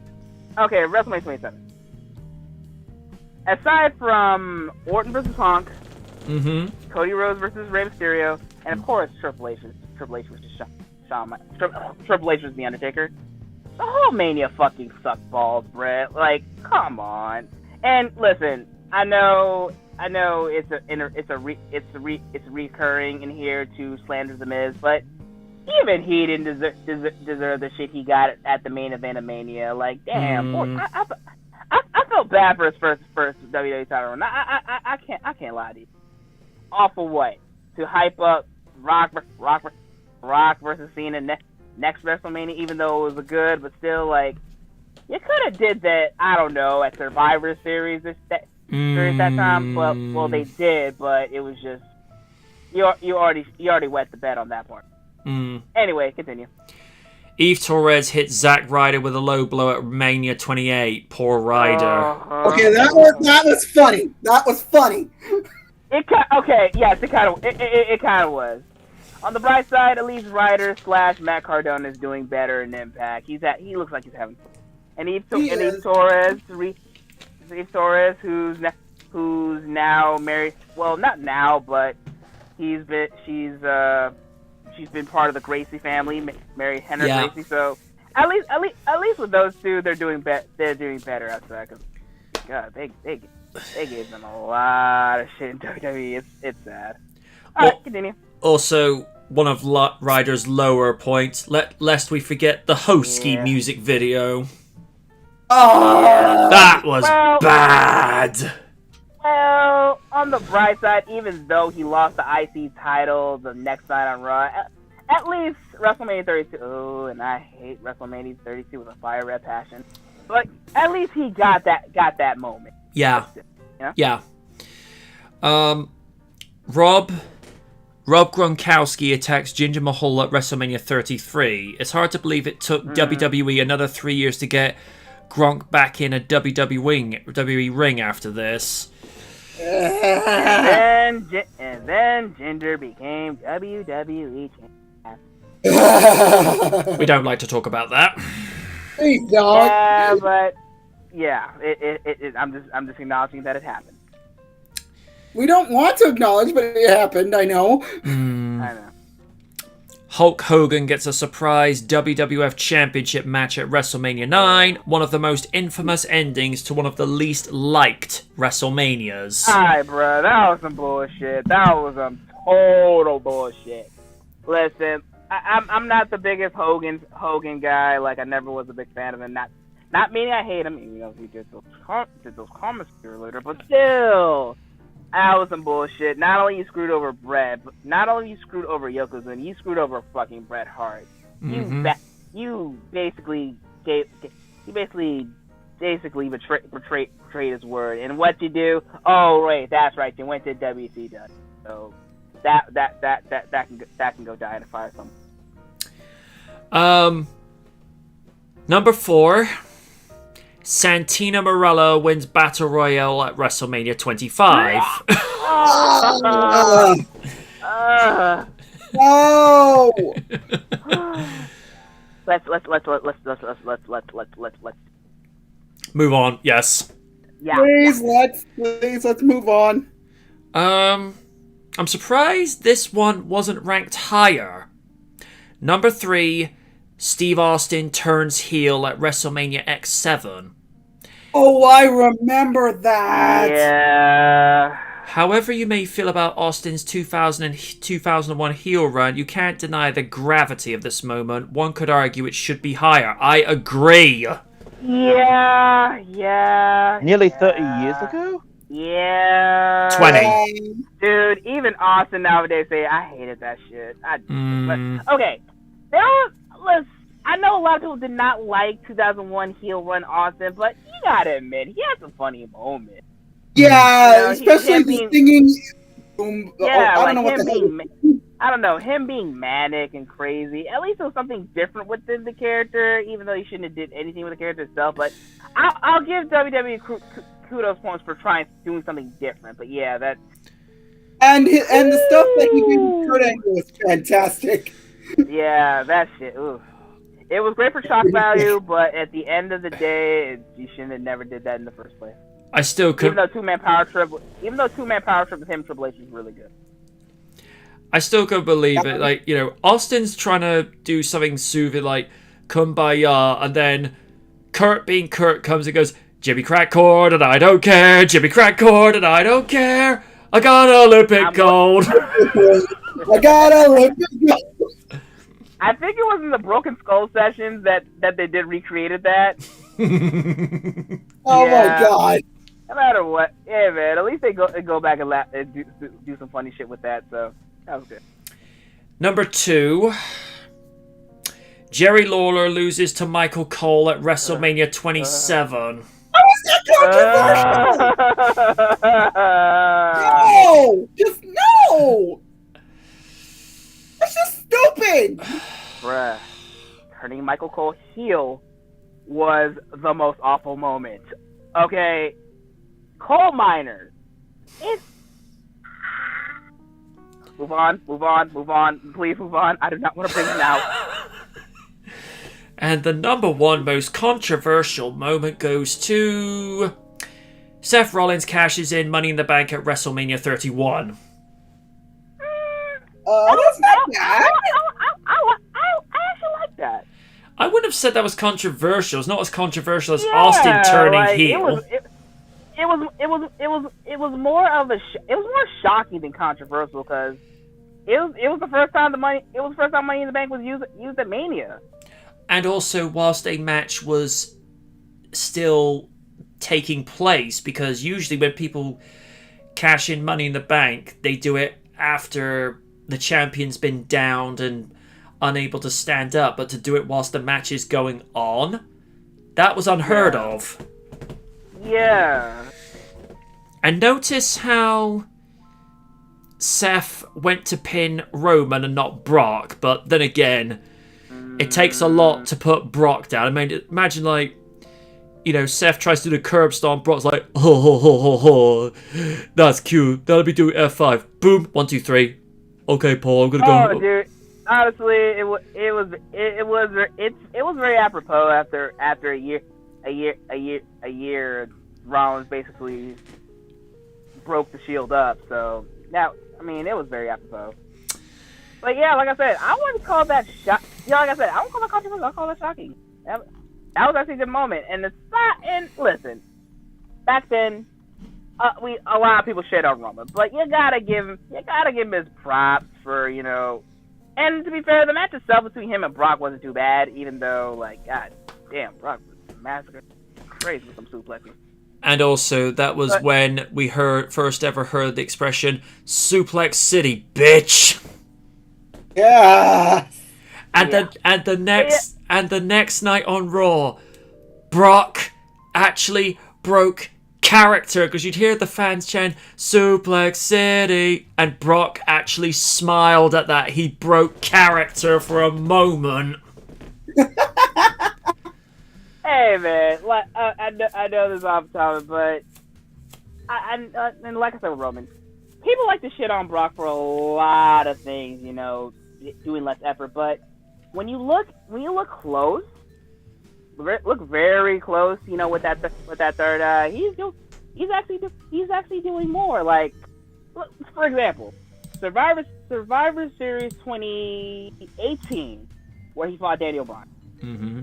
Let's just say, of course, just like he did with AJ Styles previous year, he always handpicks his opponent.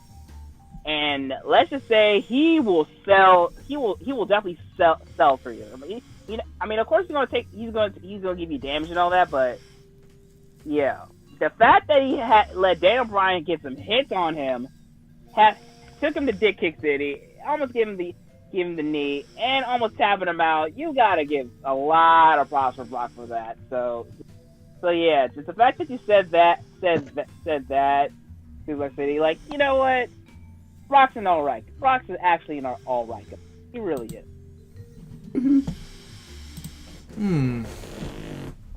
But it has to be said, don't ever let Brock cut promos. No, please no. Even though way back in the day, 2003 SmackDown, which is still fun to watch, even though half that shit can be cringy, hearing them talk is like the drizzling shit. Especially when he turned back heel. Oh man. Even though, and this is a little bit of Shinsuke talking. The shit he did to Zach Gowen. Ooh. Oh, that was not cool, man.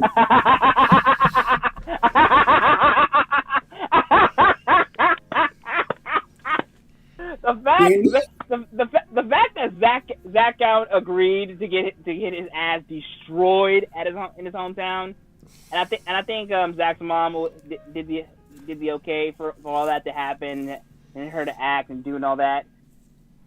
Man, I don't know. There is something sick inside me to watch that shit like multiple times. Or the time where he pushed him up the stairs with the wheelchair.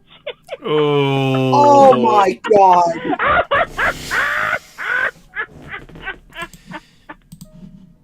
Oh god, now you know that shit is sick, because there's no way that shit happened. It's funny you bring.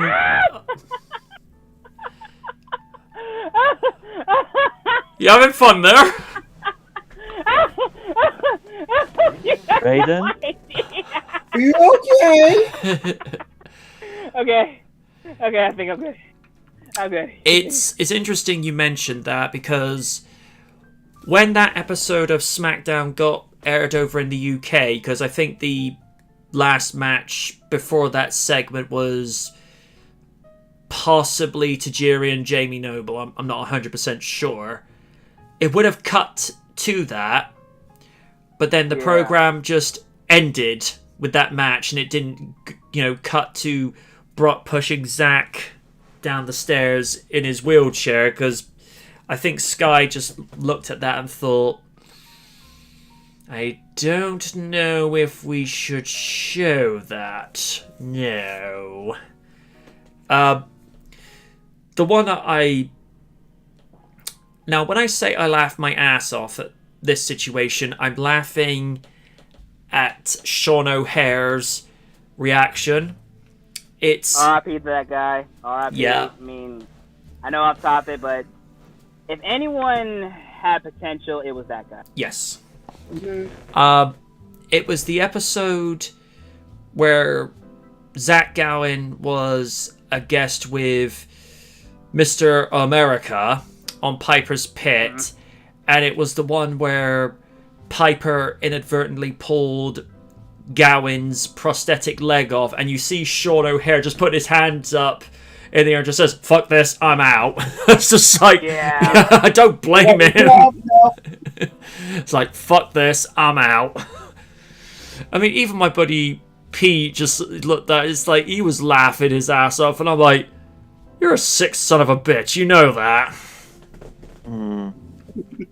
But, which then of course led to Mr. America's debut at Judgment Day 2003, where he just wailed on Piper and then, doing posing as Mr. America would do. Seriously, that was such a badly disguised thing for Hogan, but that was also the same pay-per-view with Austin and Bischoff in the Skybox, and it was also that pay-per-view where Jerry Lawler's eyeballs almost popped out because, folks, today the contest between Sable and Tori Wilson would not happen today. No, it would not. Especially with what little Tori was wearing by the end of it, and then kissing Sable on the lips to where you just see the camera focusing on Lawler, eyes and mouth wide open, and just sort of looking to JR, and I think people sort of saying, Jerry, do you need a cigarette?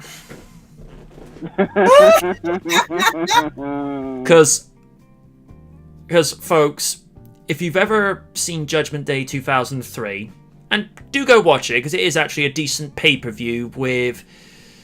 Alright, I thought the main event was a bit lackluster between Brock and Big Show, because by that point it was overdone between them. I guess. But I think the match that stole the show was Team Angle versus Guerrero and Tajiri for the tag team titles. Yeah, that match was dope. That match was fucking dope.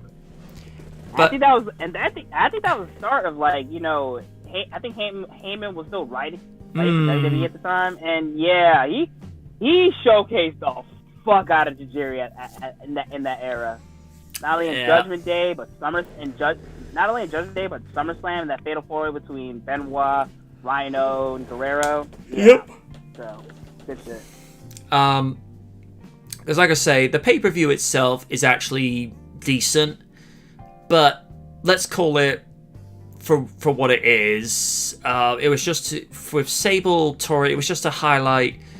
Oh, I'm the better Playboy cover girl. Tori's like, okay, whatever, because she had her cover issue, which Oni has copies of. Of course he does. Of course he does. But let's call it for what it is, folks. That was basically...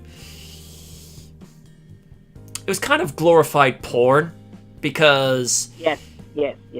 because let's just face it, with Tori's underwear, there was so little to the imagination. It would have been much more subtle if she just said, stuff it, I'm going to be naked in the ring, to which all of a sudden something like 65 million viewers in America suddenly tune in. It's like, wait, Tori's naked? Hello. Get out of the way! And then Elman's like, oh, you people are disgusted. It's like, and Oni once said this coming from the guy who's looking for Heath Slater nudes. We agreed not to talk about this.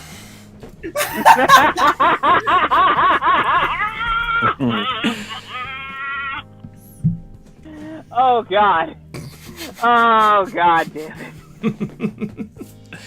But yeah, seriously, it was, Tori Sable, it was nothing more than glorified porn that night. And it has to be said, and this is something that I do agree with Oni on, Tori Wilson, as an athlete, underutilized, underrated, and underappreciated, because her lone women's title match on SmackDown in the summer of 2002 against Molly Holly, she proved she could hang with her with ease, because athletically she's that naturally gifted, and given a little bit more time with experience, Tori could have easily been a credible women's champion.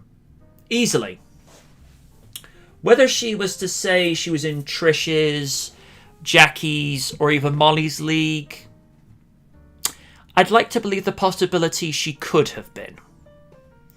Because, like I say, she had the athleticism. Mic skills, I'm going to say this as nicely as I can, her mic skills needed some work. She wasn't the most naturally gifted woman on the mic. I think the ones who were the most naturally gifted, Molly Holly easily, especially during her heel reign. She knew how to cut good promos. Trish, not so great to begin with, but she got better. Lita, no. I say this objectively, her mic skills sucked. Oh yeah. Even when she was on commentary. Lita is one of those... How do I say this? She's better at letting her actions do the talking for her. Because there are some who have the gift of the gab, so Jazz, easily. Jackie, absolutely. Trish, oh yeah. Victoria, as heel, yeah, she had it. As face... she's beast. As face, not so much. Michelle McCool easily knows how to cut promos.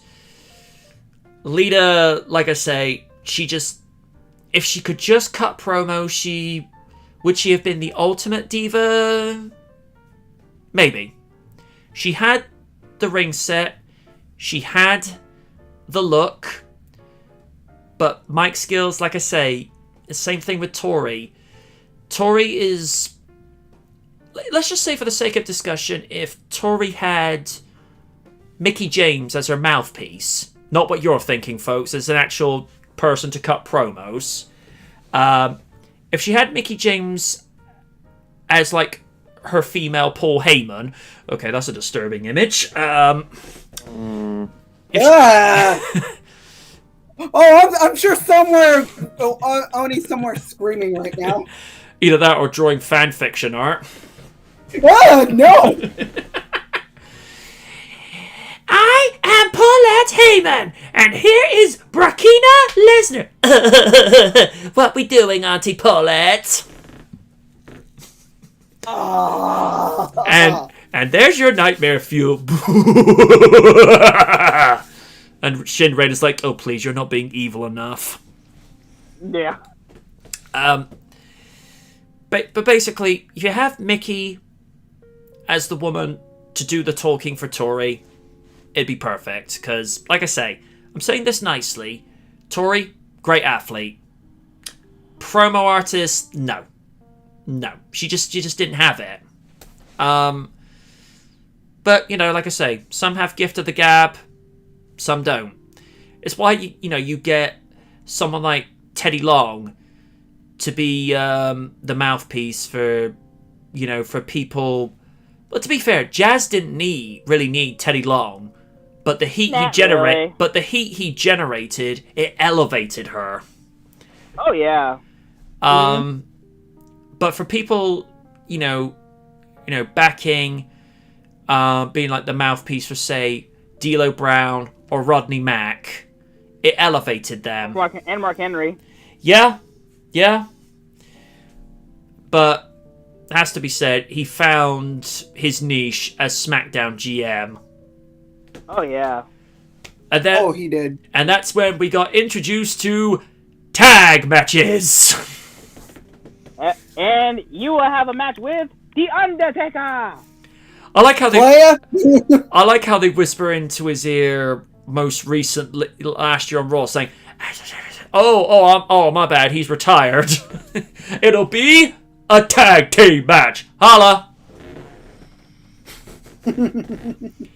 Always did make me smile. It's like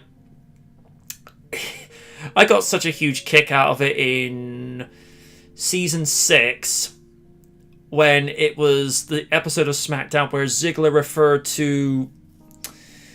Oh, damn it! I'm really stuck for this guy's name. He was the manager for... Damn, I'm really terrible with names tonight. He was the manager for Jack Swagger. Zeb Coulter. Yeah, Zeb Coulter. Yeah, Ziggler referred to Zeb Coulter. Dutch Mantel. Yeah, where Ziggler compared Zeb Coulter to Dr. Robotnik to win. Oh, damn, the mutton chop beard, bruh. All the memes that popped up, and then the match got stopped, and then I simply said, "You'll hear, and for the first time in a year, you'll hear me utter these 7 magic words. Hold up there, just a second, player!" And Odie's like, "Oh, God!" Because we hadn't heard Teddy Long's music bellow throughout the arena for ages, and then here comes a Mac Militant. It's like, wait, tag matches? No! It was cringy, but it was like, kind of missed it. It's like, even though you kind of cringed whenever you heard Mark Henry's sexual chocolate theme, it's weird, but it's like, you know what, kind of missed it. Yeah. I know Weavile hated it because, well, Mark Henry's his biggest fan. I'm sorry, though. The one I still missed, even though it was kind of inappropriate. Come get on the whoo train. I'm sorry. Yeah. Guilty pleasure. Yeah, that wouldn't fly today. No, it would not. Mind you, probably about 90% of the Godfather's material wouldn't fly today. Oh. Oh, dear.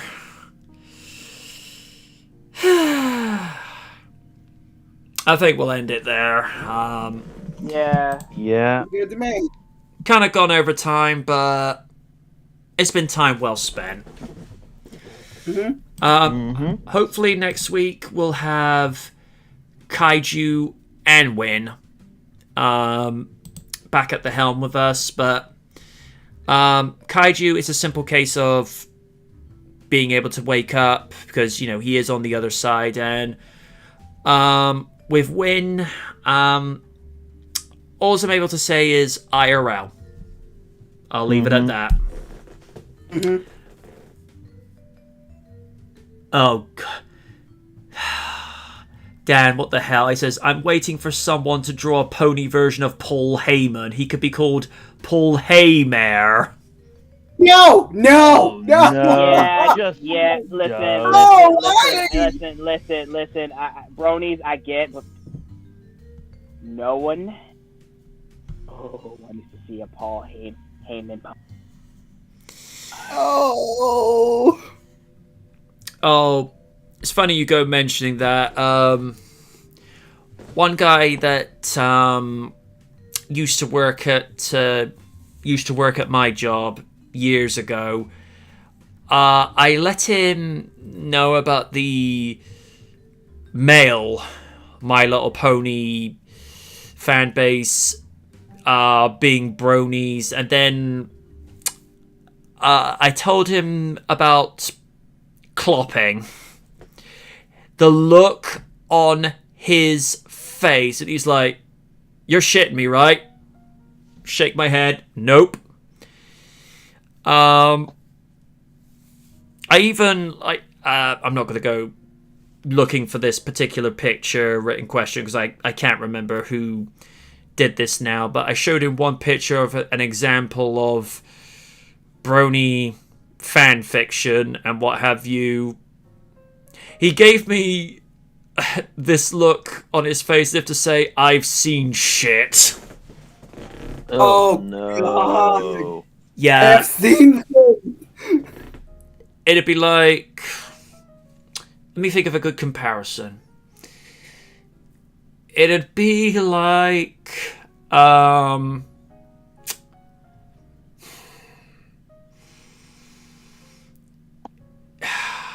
think of it. It'd be like Lydia doing a kissing scene with Anita Sarkeesian. Be like, no. You give me a bunch of things and I will consider it. I have to be pissed, blackout, drunk in order to do that. I'm sorry. And Shoma's just saying, not for today, but if you're desperate for extra temporary voices, I can pop in for 20 minutes and we'll keep the dumb dad jokes to a minimum. Ooh. I don't know if I believe that. Sean says, well, we got a wheeled owl, would look like as a pony in My Little Pony. Wheeled out, weird owl. Oh, dear. Yeah. No, yeah. And Weird Al Yankovic was in an episode of My Little Pony. I forgot about and that. Doctor shit. Who. Well, the He David was Tennant called version. Sandwich. And he reprised his role as Repgar in Transformers Animated. Yep, Nice. Yeah, but he then did. Oh yeah, he was. But then again, he played him originally in the '86 animated movie. I am Repgar. I wreck things. I think one of his best cover version songs is when he did White and Nerdy. Yeah. That was brilliant. Well, that and Amish Paradise. Oh god, yeah, that's... Ass. Oh god. Alright. On that note, folks, thank you all for being so patient whilst I've been trying to put myself back together, because the last episode we did was February 14, so it's been a month and a half, but thank you all for your patience, and for those that know me on Facebook and Twitter, that know the scoop of what I've been going through. Thank you for your support. Thank you for being there for me, and I'm not back to 100%, but I like to think that I'm on the road to recovery, because it's like the line from Lion King 1.5. Rafiki says, "The journey of 1,000 miles begins with the first step." And the first step was admitting that I had a problem, and I'm getting help for it. And hopefully 6 months to a year's time, hopefully this will be nothing more than a memory. Just like the pandemic. Knock on wood. Yeah, I can't wait for that to be a... Yeah. I just want to do a real quick shout out. Not that this website needs this at all, but I use this website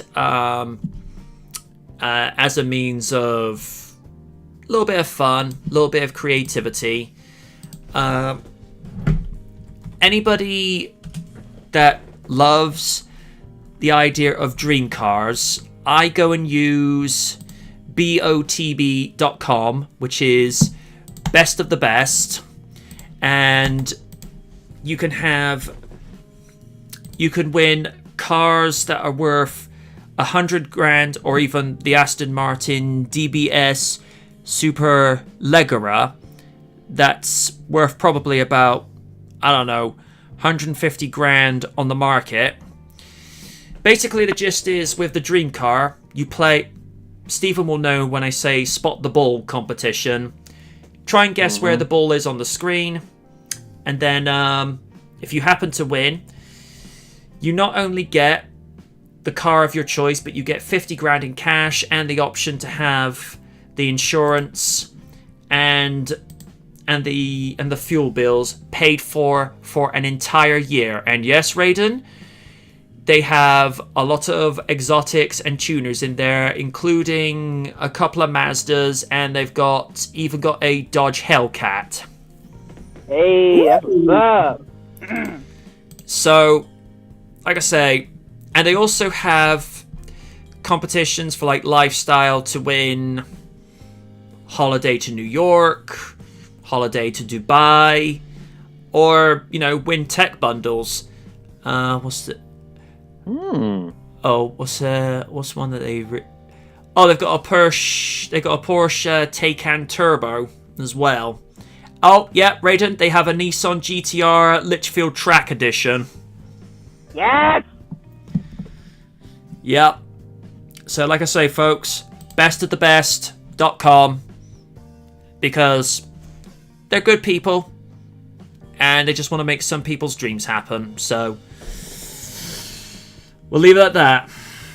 But until next week, folks, once again, thank you all so much for your patience and your support.